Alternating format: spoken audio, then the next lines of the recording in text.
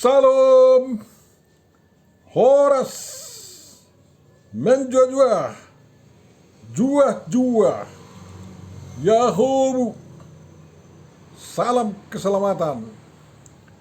Selamat bertemu kita Bapak Ibu Saudaraku yang terkasih dalam channel Langsung Sitorus yang sekarang kita gunakan untuk memahami, menafsirkan apa yang menjadi epistel pada tanggal 6 April tahun 2025, yakni di Minggu Judika tahun ini. Dan mudah-mudahan kita tertolong untuk menafsirkan firman Tuhan dan memahaminya setelah kita mendengarkan video ini. Untuk memulai perenungan kita Bapak Ibu Saudaraku yang terkasih, marilah kita terima penyertaan dari Tuhan kita. Damai sejahtera Allah yang melampaui segala akal, kiranya memelihara hati dan pikiran kita di dalam Kristus Yesus Tuhan kita. Amin. Tuhan Bapa Surgawi, berikanlah hati yang cerah bagi kami untuk memahami firman-Mu yang akan kami renungkan. Semuanya demi kemuliaan nama-Mu dan juga kebahagiaan kami di bumi ini. Dengarkan dan kabulkan doa kami. Amin. Firman yang akan kita renungkan Bapak Ibu Saudaraku yang terkasih ditentukan dari Mazmur 126 ayat 1 sampai 6 atau seluruh Mazmur itu. Lain memberi judulnya Pengharapan di Tengah-Tengah Penderitaan. Suatu Mazmur yang disebut nyanyian ziarah hamba Allah. Dan kita baca 6 ayat dari Mazmur ini.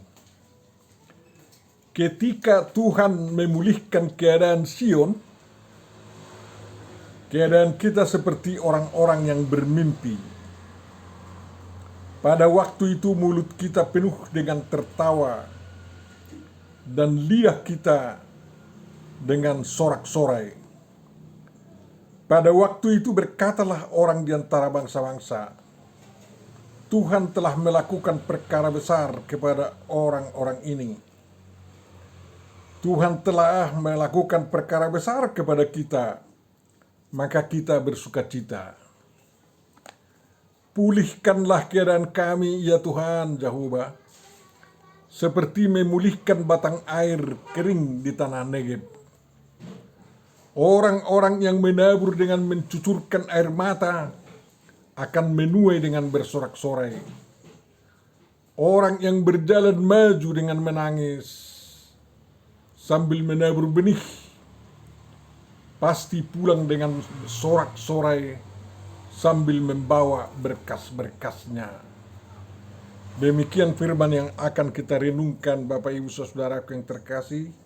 Tentu saja yang berbahagia adalah orang yang mendengarkan, memelihara, memahami, menghayati, dan melakukan perintah firman Tuhan dalam perbuatan-perbuatan baik yang diinginkan dilakukan oleh orang lain juga.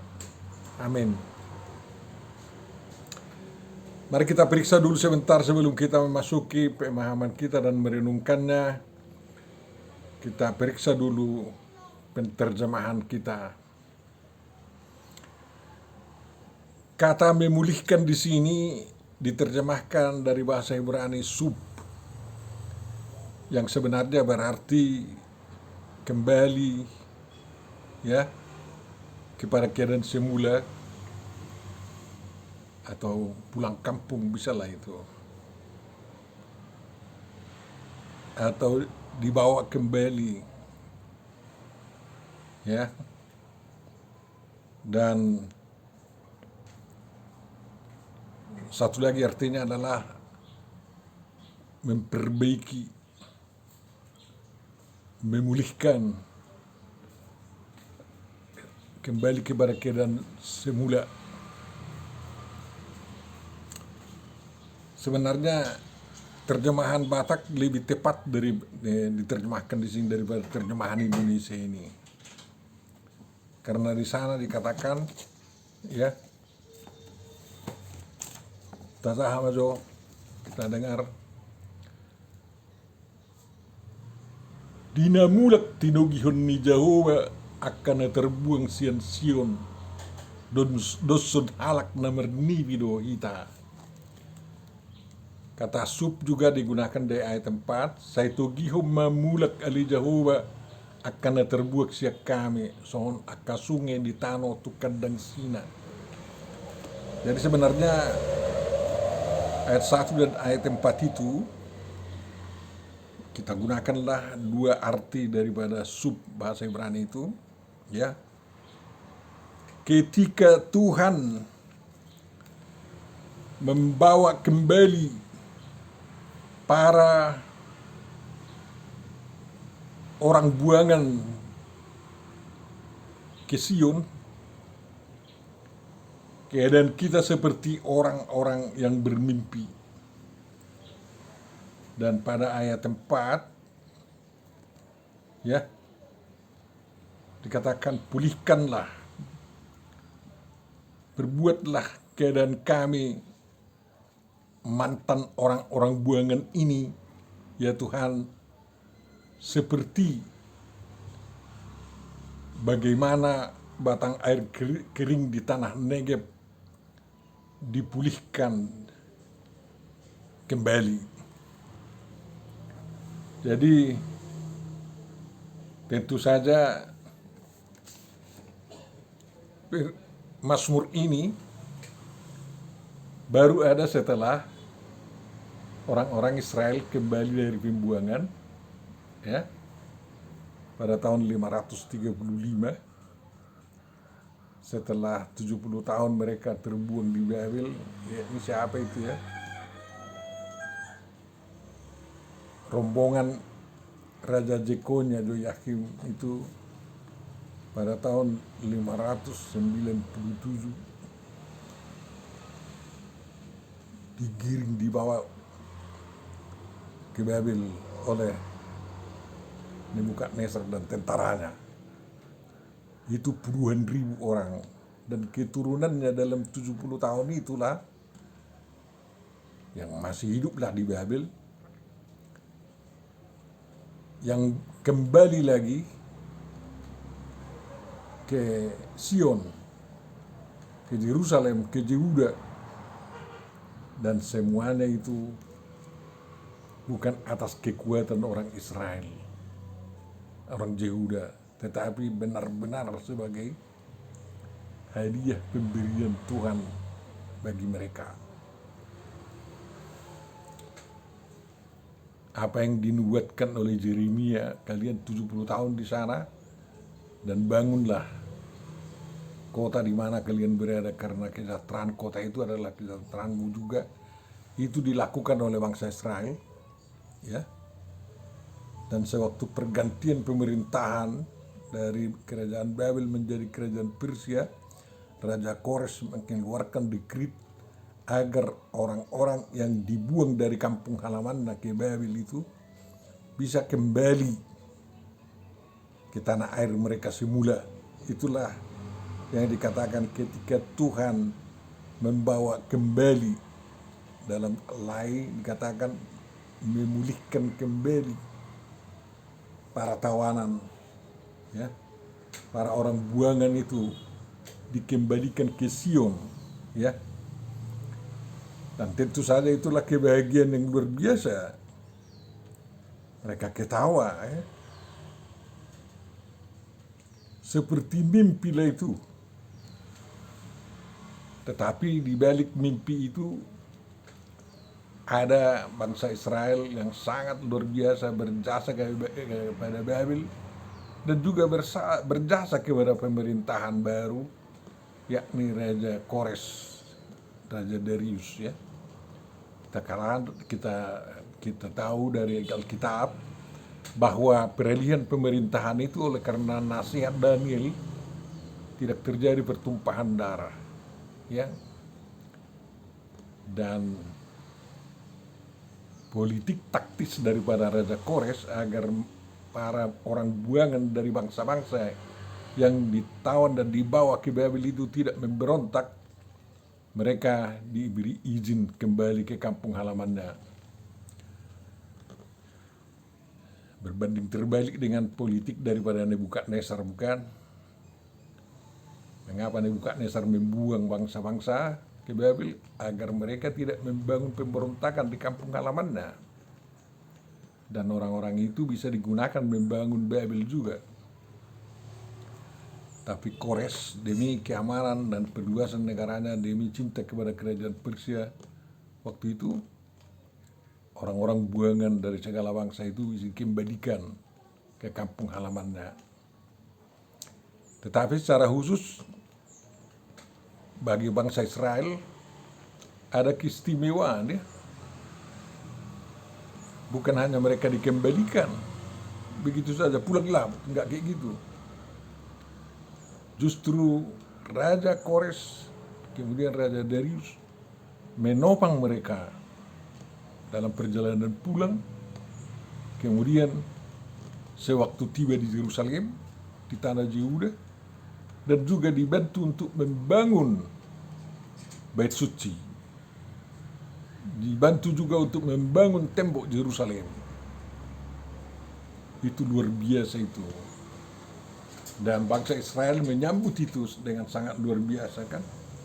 Jadi ibarat mimpilah memang itu yang mereka tidak duga, masih mereka bisa pulang kampung halaman. Sekarang menjadi pulang ke kampung halaman dan bisa membangun kampung halaman. Ya, makanya Bapak Ibu saudaraku yang terkasih, walaupun kau merantau sekarang, tidak dibuang memang, merantau dengan sukarela, perhatikan kampung halamanmu. Entah kapan kau akan pulang nanti. Jangan jual kampung halamanmu kepada orang lain. Tetapi pelihara. Walaupun kau di luar kampung halaman, pelihara agar kau bisa kembali nanti baik. Ya memang ada pengalaman Israel yang bisa dilihat, ada orang yang membantu mereka. Tidak tentu orang Batak pulang ke kampung Batak itu, ke negerinya di tanah Batak, ada yang membantu, enggak. Terlalu banyak orang yang membenci kita. Makanya perhatikan itu, kerjasama antara orang perantau yang merantau dengan orang di kampung halaman harus ada. Bangun. Sehingga pulih, kapan-kapan pun pulih keadaan orang Batak kan. Jadi bangsa Israel itu udah kembali. Jadi dibangunlah Bait Suci tahun 515, bisa dihabiskan Bait Suci itu, dan kemudian tahun 520 tembok Yerusalem selesai juga dibangun di bawah pimpinan Nehemia kan. Nyasil waktu itu ya, Esra seorang ahli Taurat, sewaktu orang Israel ini kembali dari pembuangan, dia melarang membawa istri-istrinya dari suku-suku atau bangsa lain. Terjadi pembersihan bangsa Israel agar katanya tidak kotor. Entah kenapa itu ya. Padahal Esra tahu sedangkan Abraham istrinya juga orang asing, Yakub juga begitu, ya, Daud juga begitu, ya,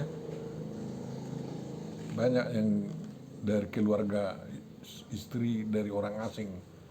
Tetapi Esra waktu itu mengadakan pembersihan agar mereka temukan darah Yahudi yang asli, dan mana mungkin terjadi.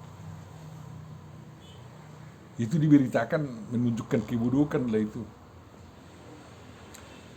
Dan Bapak Ibu saudaraku yang terkasih, tentu saja setelah pulih keadaan di tanah air kembali, walaupun kerajaan tidak dipulihkan, mereka hanya sebagai semacam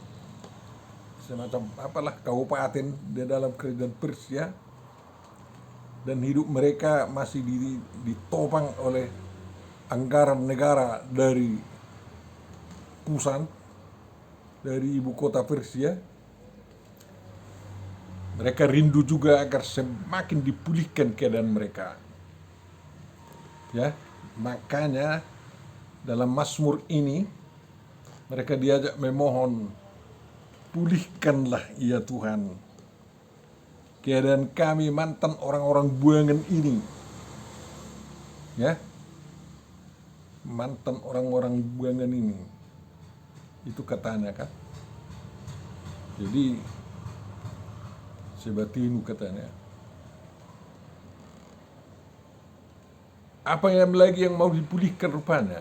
Seperti sungai-sungai di gurun Negeb. Artinya mereka harus bisa mandiri dalam soal pangan. Mereka harus bisa mandiri untuk belanja kehidupan mereka. Tidak selamanya mereka enak-enakan disubsidi oleh pemerintah pusat. Sehingga bukan hanya bait suci yang harus dipulihkan, bukan hanya tembok Yerusalem yang harus dipulihkan, tetapi juga kehidupan mereka, sumber hidup mereka. Mereka mohon agar dipulihkan oleh Tuhan juga. Begitulah umat Tuhan, ya. Jangan hanya mengalang napri, ya. Tidak sabar untuk hanya menunggu bantuan orang lain. Mereka harus bisa mandiri atas bantuan Tuhan.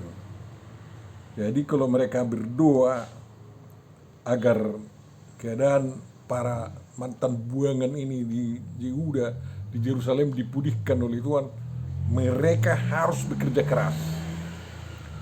Dan kita pun, kalau kita merindukan hidup bangsa kita lebih makmur atau bahkan semakmur orang tua kita dulu, ya. Siapa bilang orang Batak sebelum datang Belanda tidak makmur? Hanya karena diganggu oleh tentara Paderinya, makanya kita menderita. Kalau kita mau pulih keadaan kita itu seperti dulu, kita harus bekerja keras untuk bisa mandiri dalam segala hal. Jadi harus bisa mandiri dalam segala hal, ya. Orang Batak juga waktu itu mandiri dalam teknologi untuk kebutuhan rumah tangga, kebutuhan pertanian.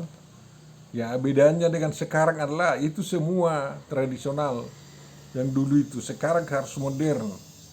Dan kalau kita sekarang menginginkan keadaan kita dipulihkan Tuhan, ya tentu saja kita harus bekerja keras agar kita mampu mengadai semua apa yang kita butuhkan, baik teknologi maupun pangan atau sembako yang kita gunakan dalam kehidupan kita sehari-hari, baik pendidikan dan lain-lain, ya.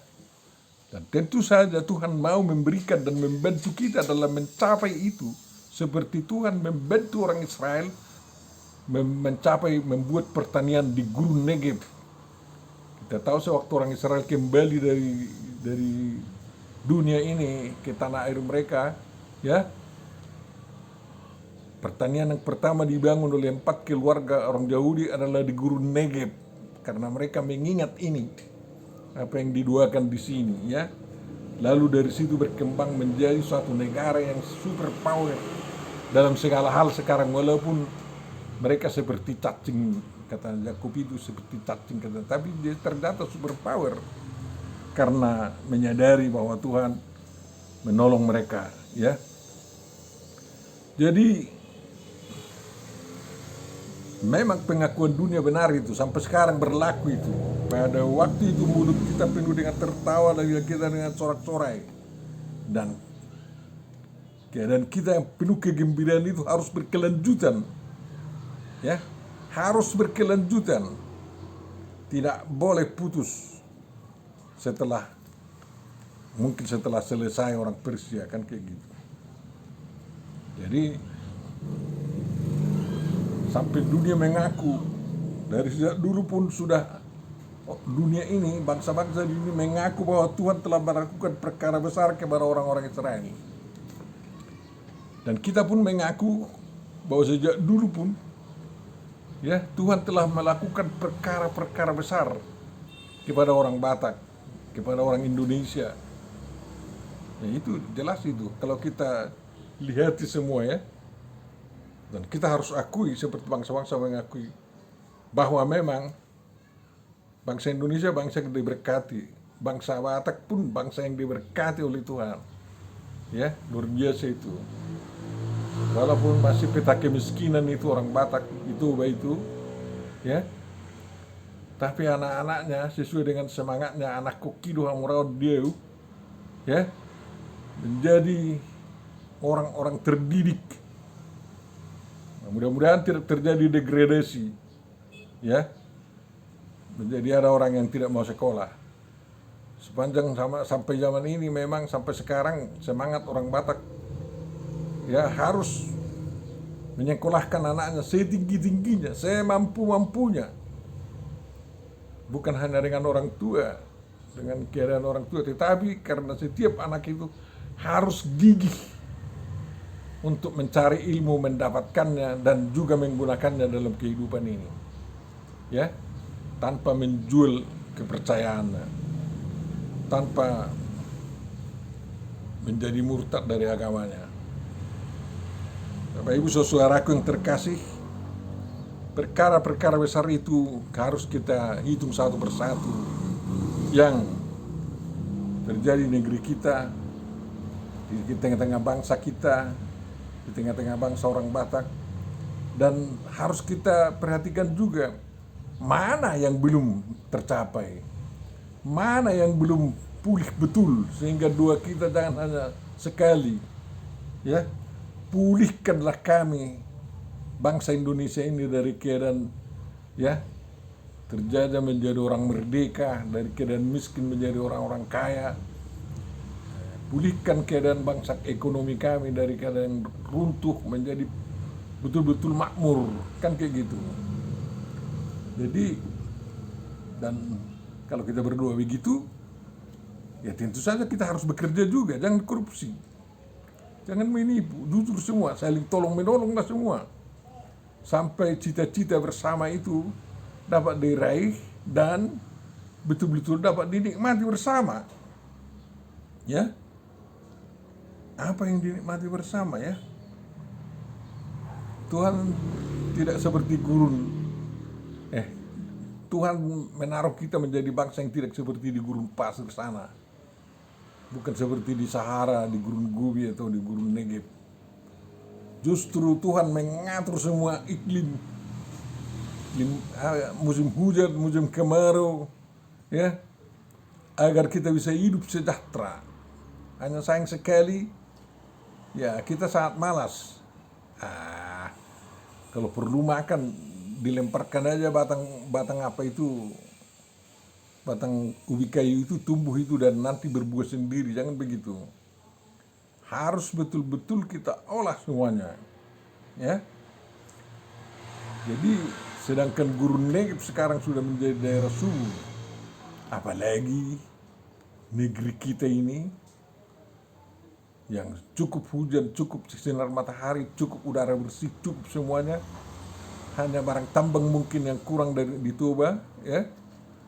Di Indonesia cukup banyak semua, itu kekayaan bangsa kita semua. Harus kita tolong Indonesia menjadi benar-benar pulih keadaannya. Jangan lagi semakin merosot, ya. Itu kan cita-cita bangsa kita, adil dan makmur, merata seluruh bangsa Indonesia dimanapun berada dapat menikmati keadilan dan kemakmuran dan kesejahteraan. Kan itu. Jadi makanya kita harus menabur, ya, agar bisa kita tuai, ya. Waktu menabur memang harus kita berjuang habis-habisan. Ya, lihatlah sebenarnya pembukaan food estate di Indonesia ini. Di Sumatera, di Tanah Batak sana ada food estate karena kita tidak sungguh-sungguh. Masih gagal, malu kita. Tapi kalau tidak ada ini bersungut-sungut kita semua. Tapi setelah dicurahkan ke sana, tidak ada yang kita mau berjuang agar itu berhasil. Kita banyakkan bersungut-sungut mengatakan, mana ini, mana ini, mana ini. Sampai tanah sudah diberikan pemerintah sertifikatnya untuk kita kerjakan, kita tidak kerjakan. Bahkan ada yang mengatakan, ini kentang bukan untuk kehidupan kami sehari-hari, untuk kamu kau saja rupanya. Apa produksi tanahmu di Humbang sana akan diekspor ke Malaysia, ke Tiongkok, ke Eropa dan lain-lain. Uangnya sama kau. Kan kayak gitu. Ini darah perjuangan kita semakin merosot saya lihat di kalangan orang Batak ini. Kalangan orang Indonesia gontok-gontokan aja mulai kerjakan sekarang. Kita nggak tahu penyakit apa yang menjalar di tengah-tengah bangsa kita ini. Banyak sekali dan mudah sekali kita diprovokasi orang, ya, agar kita terlena dan hancur-hancuran. Jangan begitulah. Tuhan menginginkan keadaan kita pulih sebagai bangsa yang merdeka, membangun kehidupan bangsa yang merdeka di negara kita, ya. Jadi memang kita harus berlelah-lelah untuk menabur yang baik, bukan hanya menabur benih, menabur yang baik, menabur ilmu-ilmu dan lain-lain, agar nanti apa? Ya, bangsa Indonesia setelah 20 tahun harus bisa bersorak-sorai lah. Tidak ada negara maju di sini yang tidak berjuang habis-habisan dulu. Kalau Amerika sudah lebih 100 tahun merdeka, luar biasa perjuangan mereka agar mereka capai keadaan sekarang, kan? Demikian juga Eropa itu. Kan negeri Amerika itu kan tanah tobangan itu bagi orang Eropa dulu. Mereka habis-habisan berjuang di sana, ya, sehingga makmur dan bisa menjadi negara dikuasa. Kita pun harus bisa begitu dong. Tidak ada obatnya dengan kita. Israel juga begitu. Israel sudah sejak Yakub, sejak Yusuf ditindas, ya, tapi bisa menjadi berkat di Mesir. Lepas daripada musim paceklik itu. Walaupun mereka ditindas, ya, dan diperbudak di sana, mereka berjuang terus. Dan kita pun, ya, kita harus perbaiki negeri kita.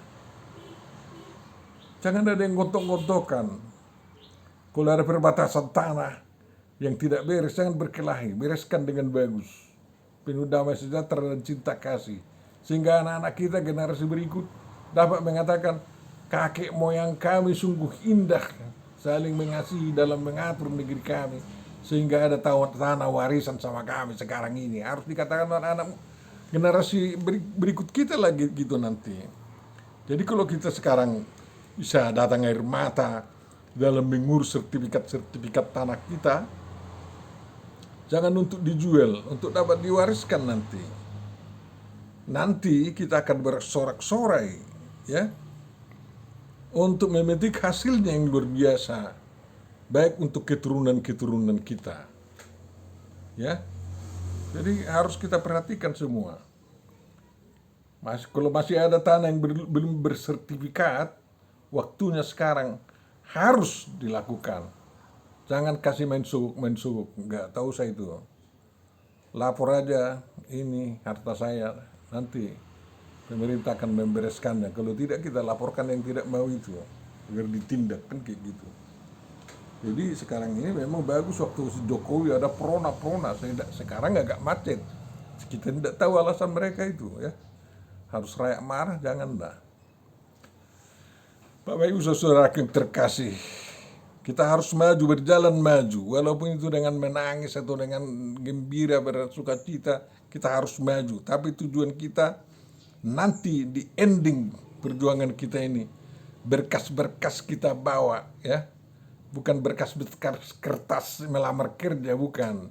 Tibalan hasil panen maksudnya, ya. Jadi itu yang kita cita-citakan. Ingat, firman ini bicara tentang tanah tandus menjadi tanah yang bisa memberikan kemakmuran bagi seluruh penduduknya. Itu orang Israel. Kita pun begitu. Tanah subur diwariskan Tuhan kepada kita, dan memang pernah merosot ekonomi kita, tapi Tuhan akan menolong kita untuk memulihkan, ya, untuk memulihkan itu, memulihkan ekonomi kita. Dulu masih ada kita budak sebelum ada kekristenan karena hutang. Setelah datang kekristenan kita dibebaskan dari hutang itu. Karena kita dididik oleh para misionaris, kan kayak gitu. Dan kita mau menerapkan ilmu mereka. Sehingga yang dulu budak menjadi orang lebih kaya daripada raja-raja dan lain-lain. Karena banyak anak-anak raja yang patek tengan ya. Tidak mengurus hidup dengan baik. Sekarang tidak zamannya lagi untuk main-main. Baik kita sudah semua raja suripada yang sama sederajat, laki-laki dan perempuan, penuh kemerdekaan di bumi Indonesia yang merdeka. Mari kita raih pemulihan kesejahteraan kita yang pernah dialami oleh bangsa kita dalam tingkat yang lebih tinggi, Bapak Ibu Saudara yang terkasih. Mari, jangan ada yang lebih senang bergontok-gontokan, masih latihan, masih osoman, ya, jangan. Tetapi kita saling merangkul, dan Tuhan telah memberikan infrastruktur bagi bangsa kita untuk bisa berdiskusi, ya. Jangan hanya mau mengubur orang mati kita mengadakan ria raja, ya. Di kampung saya untuk membangun pertanian selalu ada ria raja. Para raja bodar, ya, pengurus pengairan itu memanggil semua rakyat untuk berdiskusi bagaimana agar hasil pertaniannya menjadi lebih baik. Ya, jangan mau digeruguti oleh hal-hal lain, ya. Masih boleh enggak, jangan. Kita akan usahakan seperti misalnya di Toba itu, di kampung saya harus diusahakanlah 3 kali panen setahun. Tetapi jangan masih boleh enggak. Jangan main suka-sukaan aja. Kita sudah diberi Tuhan wadah demokrasi yang berbiasa di tengah masyarakat kita.